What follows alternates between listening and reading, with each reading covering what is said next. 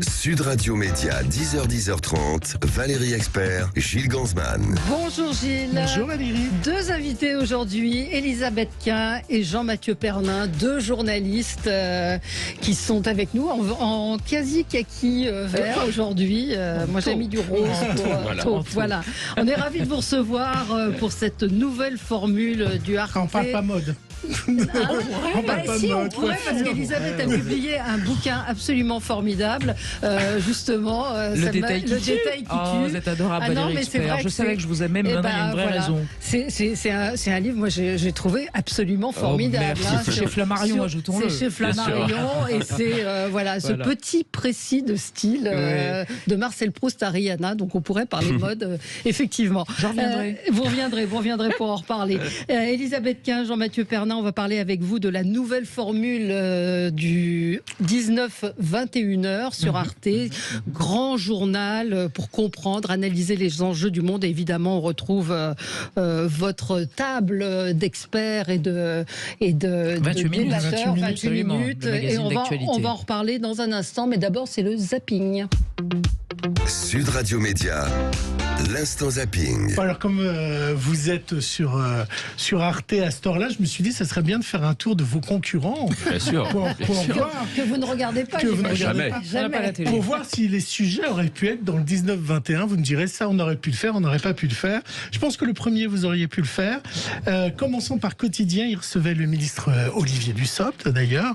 Bon, il était un peu rouge de voir Bilal Hassani se trémousser. Mais il y avait aussi... Il y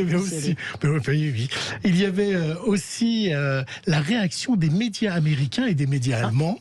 Voilà pourquoi je vais sur ce terrain, suite aux déclarations d'Emmanuel Macron sur Taïwan. La pire des choses serait de penser que nous, Européens, devrions être suivistes sur ce sujet et nous adapter au rythme américain et à une surréaction chinoise. Ces propos tenus face à des journalistes dans l'avion présidentiel Pékin-Paris ont reçu un gros écho international. Aux États-Unis ou en Allemagne, on reproche au président français de s'être fait endormir par le thé de Xi Jinping. Well, the backlash over Emmanuel Macron's comments. Et en Allemagne, la presse est extrêmement sévère avec Emmanuel Macron. Le tabloïd Bild dénonce un dangereux agenouillement devant la Chine. Pour ce journal, la folie des grandeurs macroniennes divise et affaiblit l'Occident. Ça, c'est très 19-21. On en a parlé dans le livre.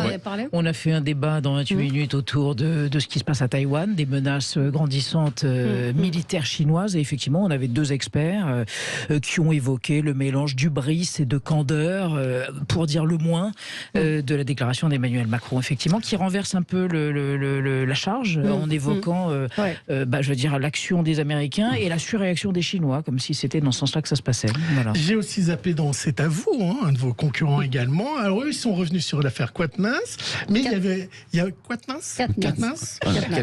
Mais il y avait aussi Philippe Catherine. On n'est jamais déçu quand on a Philippe Catherine, qui a rendu hommage au barde Assurance Touriste qu'il joue dans le dernier Astérix. C'était un moment savoureux. Puisque vous partez en voyage, puisque nous nous quittons ce soir. Assurance Touriste, c'est un personnage qui m'a toujours fait fantasmer parce qu'il est un artiste bien sûr maudit, qui a été cruellement censuré, qui montre aussi bien sûr ce que c'est qu'une société avec parfois des artistes qui censurent, qui emprisonnent. Et c'est vrai qu'Assurance Touriste est un personnage passionnant.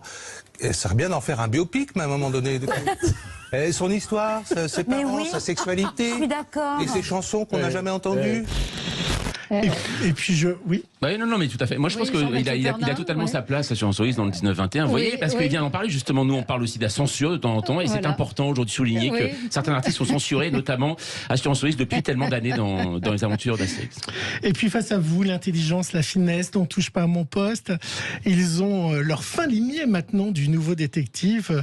Ça, vous en avez pas des comme ça au 19-21. C'est Michel Marie. Alors, Michel Marie est très fort. Pour parler de tout. Sans rien savoir. Il a résolu l'explosion de Marseille. Ah oui. A priori, il y a un problème de gaz concernant l'occupante du premier étage, qui était une femme âgée de 88 ans et qui perdait un peu le sens des réalités, on va dire. Elle allumait le gaz pour faire cuire quelque chose, elle l'oubliait comme ça pendant 1 heure, 2 heures. Elle savait plus l'éteindre. En fait, elle perdait le sens des réalités. Les voisins du dessous lui avait même acheté a priori une gazinière électrique, sauf que cette personne âgée ne voulait pas s'en servir et elle a continué à vouloir fonctionner avec le gaz. Je pense que demain on aura la marque de la gazinière. C'est la grande saga du n'importe quoi. Moi, je connais pas ce monsieur. Oui. Mais surtout de dire autant a priori. Oui. A priori, c'est bizarre. C'est un peu. Voilà. Mais justement, ça fait un petit moment que vous êtes journaliste un petit peu plus jeune, Jean-Mathieu Pernin. Oui, Jean-Mathieu est un fœtus. Voilà, bien sûr. Mais en couche. Mais l'évolution de l'information, justement, de ce qu'est devenu, les chaînes d'infos, de ce qu'est devenu l'information générale. Vaste débat, c'est pas le sujet de philo. Vaste débat, c'est notre sujet de temps à autre, sur la vérité alternative, les fake news, et surtout ce goût extraordinaire des gens pour tout ce qui est de l'ordre du conspirationnisme et de la vérité alternative. Enfin, on avait reçu un spécialiste de ça qui disait que quand on prouve que un fait en fait n'est pas avéré, qu'il s'agit d'une infox, d'une intox, les gens ne veulent pas s'y résoudre. Je veux dire, il y a une espèce d'appétence folle, presque romanesque et démentielle. Vous avez vu l'histoire de Gims. De Gims, alors en effet, oui. Gims, je suis pas sur les réseaux sociaux. Non, pas du tout, mais je sais que Gims est un des chanteurs préférés d'Elisabeth, faut le savoir. Donc, Dylan et Gims, tout à fait. Et Gims, donc, qui a déclaré, donc, en effet, que les pyramides seraient la preuve, je ne sais pas comment, que l'Égypte antique connaissait l'électricité. Alors le seul problème, c'est que ça on peut penser s'il le disait en s'amusant, mais c'est vrai qu'il s'adresse quand même à 3 millions de followers. Absolument. Et c'est là où en fait où c'est dramatique. La chose, c'est que on peut s'en amuser de ça, mais quand on est une personne, comme on dit, influente comme aujourd'hui, ça c'est dramatique parce que c'est bien sûr n'importe quoi, mais il y aura parmi ces millions des gens qui vont se dire c'est pas possible. J'ai posé la question, je le rappelais dans l'émission précédente, à un prof d'histoire géo en disant comment tu gères avec tes élèves, est-ce qu'ils sont au courant? Il a posé la question, ils étaient tous au courant. Donc sur le lot des gamins, certains vont croire effectivement que l'or qui est en haut de l'obélisque de la place de la Concorde était une antenne. Ou que la Terre est plate. Ou que la Terre est plate, par exemple. Et au même moment que vous, toujours sur un petit tour de ce qui est face au 19-21, sur Canal+, dans la clique, Jean-François Piège a donné des tuyaux pour bien se nourrir en ne sacrifiant pas la qualité des aliments à cause de l'inflation. C'était très intéressant. Il faut déjà acheter en pleine saison parce qu'on payera déjà moins cher, évidemment. Donc si on achète des produits de saison, c'est déjà moins cher. Mais ça, personne ne veut l'entendre parce qu'aujourd'hui, le prix du panier est en train d'exploser. Je pense qu'il faut être un petit peu malin, c'est essayer d'utiliser 2 fois le même ingrédient. Au vu de ce contexte, j'ai réfléchi à faire un livre qui ait utilisé ce qu'on n'utilise pas traditionnellement d'un ingrédient. Il va falloir revenir à une cuisine un peu plus maligne. Il ne faut pas chercher foncièrement à économiser sur la qualité, mais il faut l'utiliser 2 fois. C'est pas mal, hein, c'est pas mal. J'aurais voulu des exemples concrets. Alors, la cerise et la queue. Voilà. Et une tisane de cerise. Prenez le radis et les fans. Voilà. Mais je crois que Jean-François Piège publie un livre sur le sujet. Comme mes extraits font 30 secondes, j'ai coupé ce qu'il racontait. Vous êtes resté sur la théorie. Voilà, pour rendre hommage, il parlait ensuite d'un brocoli.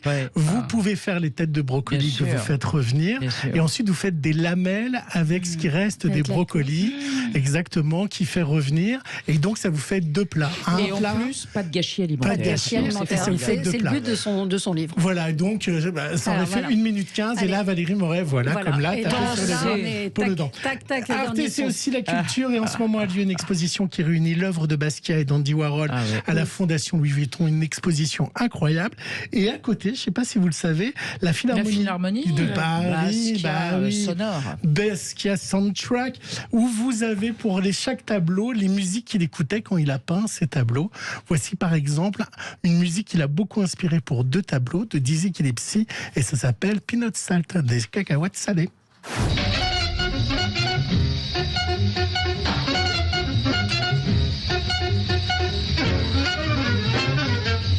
Super. Vous n'avez pas osé nous mettre Barbara Pravi ou non, je m'adapte à nos invités. Quand je fais des efforts, vous me félicitez. Si je vous félicite, bravo.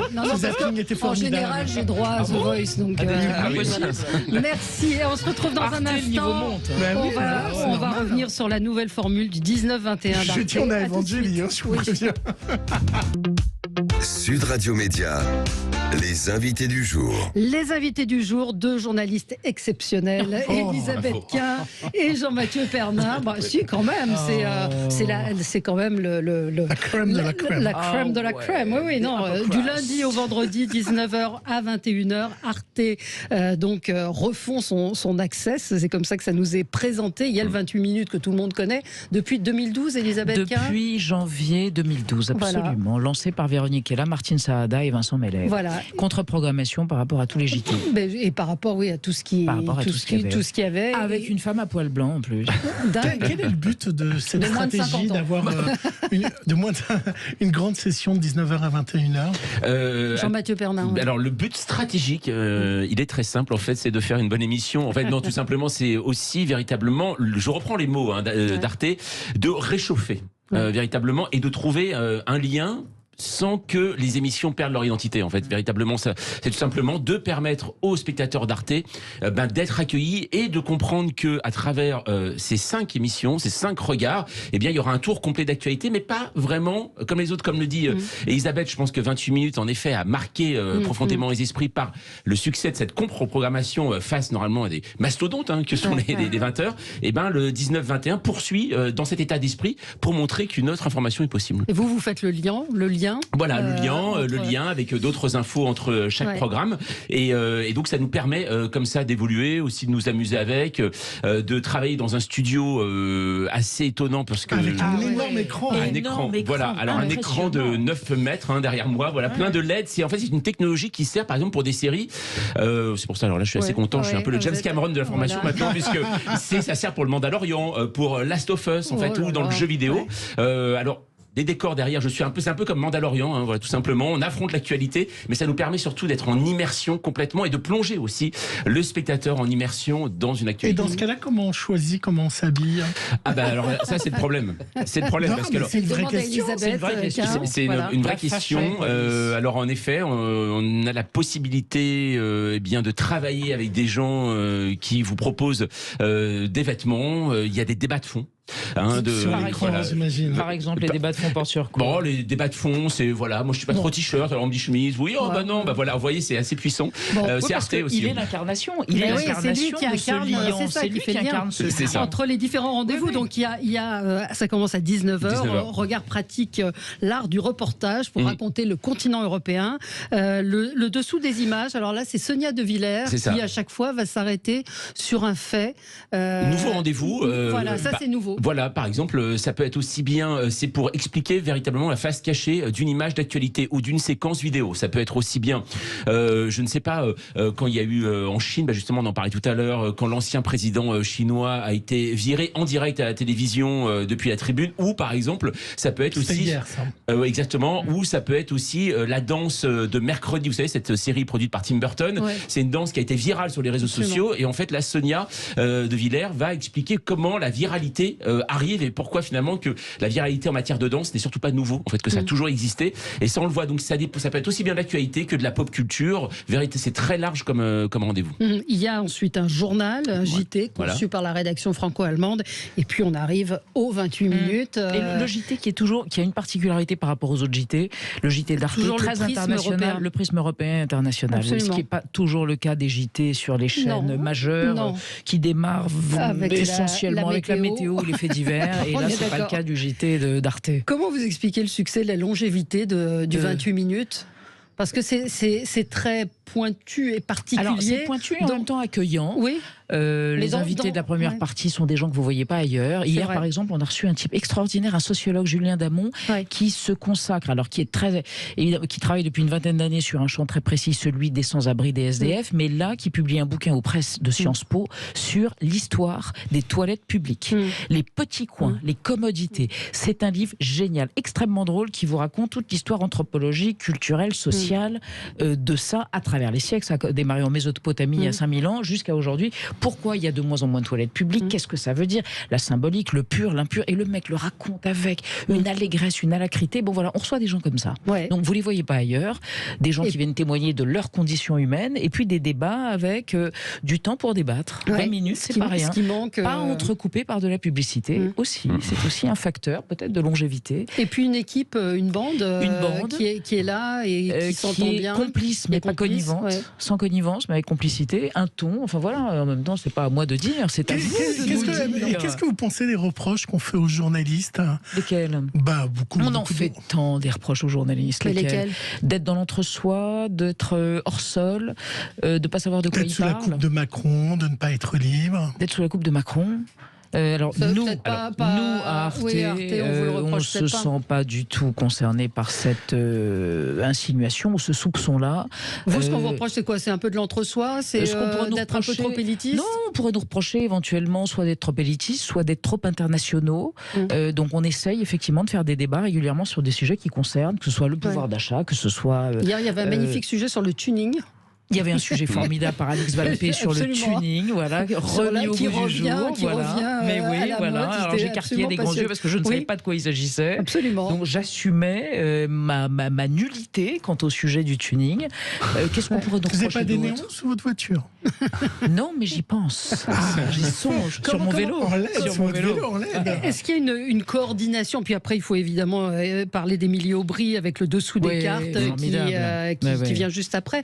Mais comment ça se passe justement? Est-ce qu'il y a une coordination, Jean-Mathieu Pernin, sur le choix des sujets où chacun est dans son coin et après on... Entre tous ces émissions?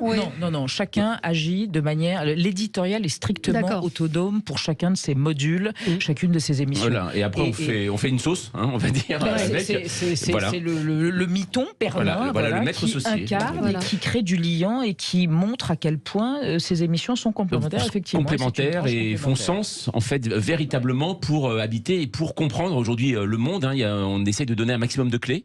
Et donc, c'est pour ça que c'est varié. Et c'est pour ça que c'est différent aussi. C'est des programmes qui ne se ressemblent pas. Puisque vous parliez tout à l'heure de Arte Regard qui ouvre, en effet, cette tranche. Arte Regard, c'est tout simplement un reportage.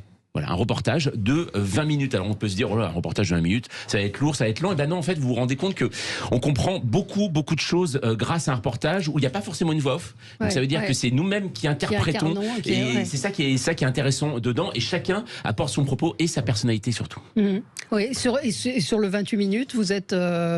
comment se fait l'éditorial justement sur le choix? 2 rédacteurs en chef, plus moi, plus une productrice, 4 programmatrices, une équipe assez jeune, ultra dynamique et donc des gens qui réfléchissent toute la journée. Qui apportent des idées. Où en est-on avec l'actualité? Comment se positionner? Sachant qu'on n'est jamais, on n'intervient pas de manière brûlante, on intervient toujours avec un tout petit laps de temps pour permettre la réflexion et pour permettre à des experts et à des gens de venir débattre. D'avoir le recul. Avec ce qui est notre spécificité, qui est éviter le buzz, le clash, le manichéisme, essayer d'être une arène.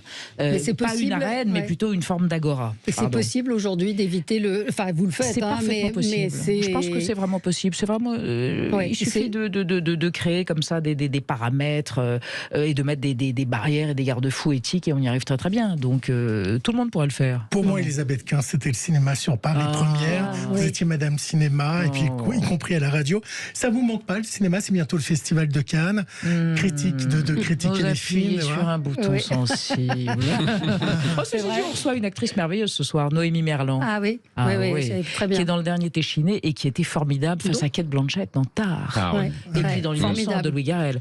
Mais ça vous manque? Vous aimeriez? Mais écoutez, j'en parle régulièrement quand on a des invités, des acteurs, des producteurs, des metteurs en scène. Refaire une émission. Moi, j'aimais beaucoup ce que je faisais à l'époque de Paris Première. Mais vous savez, on a réussi à l'imposer, cette émission sur le cinéma. Mais c'était pas évident parce que l'économie des chaînes est d'être productrice de films. Comment voulez-vous qu'une chaîne admette que sur son antenne, quelqu'un va venir parler librement des films? C'était très compliqué. Paris Première ne produisait pas de films. Donc c'était un sanctuaire de liberté absolue, de liberté d'expression.